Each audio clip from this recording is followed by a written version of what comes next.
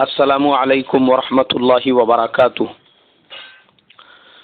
محترم بھائیوں، بزرگوں اور دوستوں، یہ ہمارا اصلاح معاشرہ کا 269واں سبق ہے۔ محترم بزرگوں،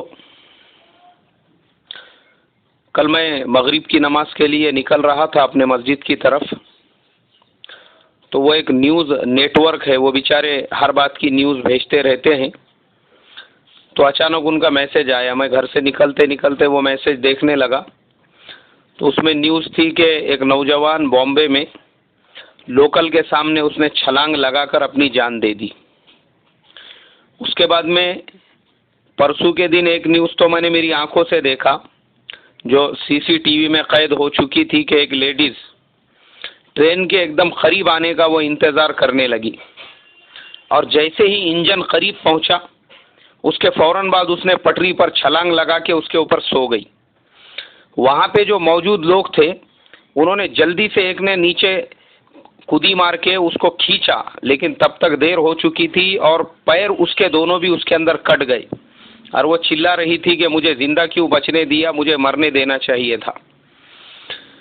اسی طریقے سے پچھلے یہ ایک ہفتے میں 10 خبریں ایسی پڑھ چکا ہوں اور دیکھ چکا ہوں، بامبے میں، دلی میں، فلانے شہر میں، ادھر ادھر، کسی نے لوکل کے سامنے، کسی نے میٹرو کے سامنے، اور کوئی جو ہے ٹرین کے سامنے، لوگ اپنی جان دے کے اپنی جان ضائع کر رہے ہیں۔ گورنمنٹ کی اگر رپورٹ دیکھیں گے تو اس کے حساب سے تقریباً پچھلے ایک مہینے میں ہمارے ملک ہندوستان میں 300 سے زیادہ لوگ ایسے ہیں جنہوں نے ٹرینوں کے سامنے چھلانگ لگا لگا کر خودکشیاں کی ہے۔ اب اندازہ لگاؤ کہ جب ٹرینوں کے سامنے جان دینے والوں کا فگر 300 کا ہے، تو ان لوگوں کا جنہوں نے کنووں میں جان دے دی، جنہوں نے پھانسی لگا کے جان دے دی، جنہوں نے اپنے آپ کا گلا کاٹ دیا، جنہوں نے زہر کھا لیا، ایسے لوگوں کا آنکڑا کتنا ہوگا؟ وہ ہزاروں میں جائیں گا۔ محترم بزرگوں، سماج میں یہ نا امیدی کیوں بن رہی ہے؟ ہم لوگ اتنے ہوپ لیس کیوں ہو رہے ہیں؟ ہماری زندگی سے اتنے زیادہ مایوس کیوں ہو رہے ہیں کہ خود زندگی کو چھوڑنے کے لیے تیار ہے؟ اس کی وجہ، اس کا ریزن آج ہمارے سماج میں پھیلا ہوا اسٹریس، ٹینشن، ہائپر ٹینشن، اور اس کے علاوہ اپنی نیگیٹو تھنکنگ ہے۔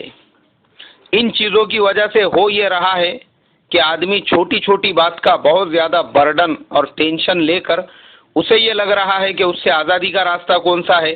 تو بولے موت ہے، موت کو گلے لگا دو، اس کے بعد میں آزادی ہی آزادی ہے، اس کے بعد میں کوئی خلاصی، مطلب اس کے بعد میں کوئی پرابلم ہی نہیں ہے۔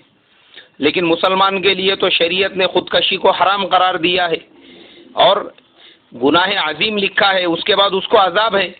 تو پھر اس کے بعد جب عذاب ہوگا تو مرنے کے بعد کہاں سے اس کو آزادی ملی؟ اسی لیے شاعر نے کہا ہے کہ اب تو گھبرا کے یہ کہتے ہیں کہ مر جائیں گے، اور مر کے بھی چین نہ پایا تو کدھر جائیں گے۔ مرنے کے بعد میں بھی سزا ہے۔ تو اس کے لیے، کیونکہ ہمارے بھی بہت سارے مسلمان بھائی وہ مجھے میسج کرتے ہیں، مولانا میرے اوپر قرضوں کا ٹینشن ہو گیا، میں یہ پریشانی میں ہوں، میں وہ پریشانی میں ہوں، میرے تو ذہن پہ اتنا برڈن آ گیا، کوئی اپنے جوائنٹ فیملی کے پرابلم میں ہے، کوئی اپنے گھریلو پرابلم کے اندر ہے، کوئی پراپرٹی کے ٹینشن میں ہے، کسی کو پارٹی کا ٹینشن ہے، کسی کو آنے والے الیکشن کا ٹینشن ہے، کسی کو کاروبار کا ٹینشن ہے، کسی نے بینک سے بڑا لون اٹھا دیا اس کے بھرنے کا ٹینشن ہے، کسی نے نیا بزنس اسٹارٹ کر دیا وہ اس کے ٹینشن میں ہے۔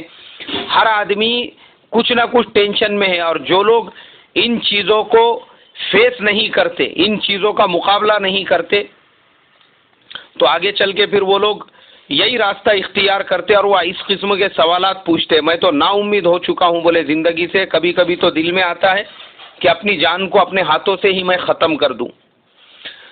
لیکن میرے محترم بزرگوں، جان کو اپنے ہاتھوں سے ختم کرنا یہ پرابلم کا سولیوشن نہیں ہے۔ سولیوشن یہ ہے کہ آپ اسے فیس کرنا سیکھو، آپ اپنی زندگی سے محبت کرنا سیکھو، آپ اپنی لائف میں کچھ چینجز کرو۔ مجھے یاد ہے ہم لوگ جب انگلش کا میں ڈپلوما کر رہا تھا سمبوائسس کے اندر، تو ہماری ایک ٹیچر تھی، وہ بچوں سے پوچھنے لگی، ہمارے اسٹوڈنٹ سے پوچھنے لگی کہ تم لوگ کون کسے چاہتا ہے؟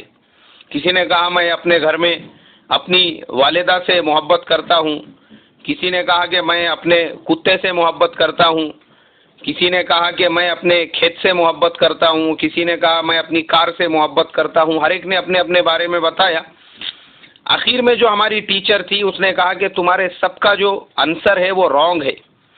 اس نے کہا کہ پہلے تم اپنے آپ سے محبت کرنا سیکھو، first you love to yourself then you can love to others. اگر تم خود سے ہی محبت نہیں کرنا سیکھو گے تو دوسروں سے کیا محبت کرو گے؟ ارے اپنے سے محبت کرنا سیکھو، اپنے آپ سے اپنا خیال رکھنا، اپنا دھیان رکھنا، اپنے بارے میں سوچنا، اپنے لیے اچھے کپڑے خریدنا، اپنے لیے اچھے شوز خریدنا، اپنے لائف اسٹائل کو چینج کرنا۔ تم پہلے اپنے آپ کو بدلو، اپنے آپ سے محبت کرو۔ جب اپنے آپ سے محبت پیدا ہو جائیں گی پھر تم اس کے بعد دوسروں سے محبت کرنے لگو گے۔ اور واقعی میں بھی محترم بزرگوں، یہ بات بہت ہی غور کرنے والی بات ہے کہ آج یہ جتنے لوگ جو موت کو گلے لگا رہے ہیں اس کا ریزن یہی ہے کہ یہ بیچارے اپنے آپ سے ہی محبت نہیں کر رہے ہیں، ان کو اپنی خود کی ہی قدر و قیمت نہیں ہے۔ وہ اگر چاہے تو دنیا میں ایک نیا ریولیوشن، ایک نیا انقلاب پیدا کر سکتے ہیں۔ شرط یہ ہے کہ وہ اس کو فیس کرے، اس سے مقابلہ کرے، وہ حالات کا شکار نہ ہوں۔ مان لو ایک آدمی ہے، اس کے اوپر خوب قرضوں کا بوجھ پڑ گیا تو وہ اس کو فیس کرے، قرض اصول کرنے والے سے اس کی مہلت مانگے، مدت مانگے، اس سے یہ کہے اگر میں دنیا میں نہ رہا تو تیرا قرض نہیں ملے گا، میں ہوں جب تک تیرے قرضے کی امید ہے تو تو میرے ساتھ نرمی کا معاملہ کر۔ اور میں آپ کو مثالیں دے کر بتاتا ہوں ایسے لوگوں کی جو لاکھوں کروڑوں کے لاس میں چلے گئے لیکن زندگی سے انہوں نے ہار نہیں مانی، آج اربوں کے مالک بنے ہوئے ہیں۔ میرا ایک غیر مسلم دوست ہے، ایک دن اس نے مجھے فون کیا، میں مسجد میں تھا، مغرب بعد مکتب پڑھا رہا تھا۔ اس نے میرے سے بولا یار کہاں پہ ہے؟ میں بولا سر میں مسجد میں ہوں، کیا کام ہے؟ بولے نہیں میں نے آج ایک ڈنر پارٹی رکھی ہے، کھانے کی دعوت ہے، سارے دوستوں کو دعوت ہے، آپ بھی آئیے۔ میں بولا چلیں گا نا سر، کہاں پہ ہے، کدھر ہے؟ انہوں نے مجھے پورا ڈیٹیلز بتایا۔ ایک جگہ پہ انہوں نے آرڈر دے کے رکھا تھا کہ ہمارے اتنے اتنے لوگ آئیں گے۔ بولے میں وہ کنفرم کرنے کے لیے فون کر رہا ہوں۔ میں بولا میرا کنفرم ہے، میں آ جاؤں گا۔ میں گیا وہاں پہ، عشاء کی نماز پڑھا کے اطمینان سکون سے فارغ ہو کے 9 ساڑھے 9 بجے کے ٹائم پہ جب وہاں پہ پہنچا میں ملا ان سے، میں نے کہا کیا بات ہے بھائی آج اچانک دعوت؟ بولے دعوت میں نے اس لیے دیا ہوں کیونکہ مجھے جو ہے آج مارکیٹ میں، شیئر مارکیٹ کے کاروبار میں 2 لاکھ روپے کا لاس ہو گیا۔ میں بولا ماشاء اللہ، تمہارے جیسا بہادر آدمی میں پہلی مرتبہ دیکھ رہا ہوں جو اپنے لاس کو بھی سیلیبریٹ کر رہا ہے۔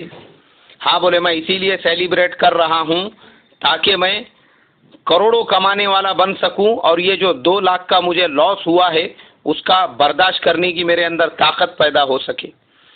اس کے بعد میں نے دیکھا ہوں، وہ میرا ابھی بھی دوست ہے، ماشاءاللہ اس نے اس کے بعد میں کم بیک جو کیا اور اس کے بعد جو پک اپ پکڑا، وہ سارے لاس جتنے بھی اس کو ہوئے تھے اس نے اس کو ریکور کر کے آج الحمدللہ اس کی گاڑی ایک دم سکون و اطمینان سے چل کر آرام سے اس نے اپنے کاروبار کو سیٹ کر دیا ہے۔ تو میں اس کو ملا اگر ابھی تو میں پوچھتے رہتا ہوں کہ بھائی میرے وہ چیز تمہاری سمجھ میں نہیں آئی تھی جو تم نے لاس کے ٹائم پہ سب لوگوں کو دعوت دی تھی۔ بولے میں نے اس لیے دعوت دی تھی، اگر میں ہمت ہار جاتا، میں اگر بیٹھ جاتا اور یہ سوچتا کہ مجھے 2 لاکھ کا لاس ہو گیا، میرا کیسا ہوگا، میرے کاروبار کا کیسا ہوگا، یار میرا تو ایسا ہو گیا ویسا ہو گیا، تو یاد رکھنا ایک تو ہارٹ اٹیک سے میں مر جاتا تھا یا تو پھر میں کوما میں چلے جاتا تھا، مجھے برین ہیمریج ہو جاتا تھا۔ اس کے لیے میں نے کہا کہ نہیں، اپنے کو ہوپ چھوڑنا نہیں ہے، بلکہ اپنے دوستوں کے ساتھ میں تھوڑا سا انٹرٹینمنٹ، تھوڑی سی بات چیت، تھوڑا سا خوشی، تاکہ میرے اندر نئی ہوپ پیدا ہو سکے۔ تم لوگ سب آئے، سب کے ساتھ میں نے کچھ وقت گزارا، سب لوگوں کی باتوں سے مجھے ایک ہمت ملی۔ اس کے بعد واپس سے میں نے کم بیک کیا اور آج تم دیکھ رہے ہو کہ میں پوری طرح سے سیٹل ہو چکا ہوں۔ محترم بزرگوں، یہ ہوتا ہے حالات سے مقابلہ کرنے کا طریقہ، اور ہم تو مسلمان ہیں ماشاءاللہ، ہمارے لیے اس سے بڑھ کر اس سے بڑھ کر اور کیا بات ہوں گی کہ پوری سیرت ہمارے سامنے ہے.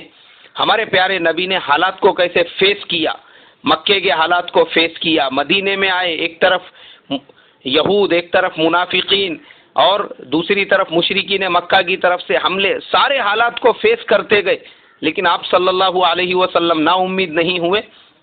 اور وہ وقت آیا کہ آپ کے دنیا سے پردہ فرمانے سے پہلے اللہ تبارک و تعالی نے پورے حجاز کو 100% مسلمان بنا دیا. پورا عرب اسلام کی آغوش میں آ گیا، اس لیے کہ آپ صلی اللہ علیہ وسلم ہوپ لیس نہیں ہوئے، آپ نے امید کا دامن نہیں چھوڑا. تو اس کے لیے آپ تمام لوگوں سے میں یہی کہوں گا کہ بھائی اپنی زندگی سے محبت کرنا سیکھو.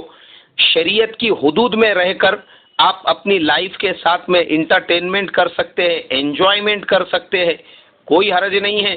آج ہمارے زمانے میں بہت سارے لوگ بہت سے مباح امور جو ہے ان کو حرام کے درجے تک پہنچا دیتے ہیں. ایسے لوگوں کی باتوں پہ بھی دھیان مت دو، کیونکہ یہ وہ لوگ ہوتے ہیں جو سماج کے بیچ میں، سماج میں کتنا اسٹریس، کتنی پریشانیاں، کتنے حالات چل رہے ہیں، ان کو اس سے کچھ لینا دینا نہیں ہوتا ہے.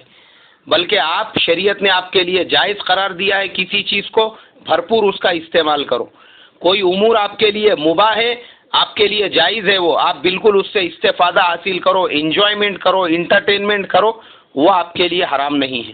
ہاں، جہاں شریعت کی حدود میں کوئی چیز آپ کے لیے حرام اور ناجائز ہے تو اس سے بچنے کی فکر اور کوشش کرو، لیکن اپنے زندگی سے محبت کرو. اللہ مجھے آپ کو عمل کی توفیق عطا فرمائے. السلام علیکم ورحمۃ اللہ وبرکاتہ.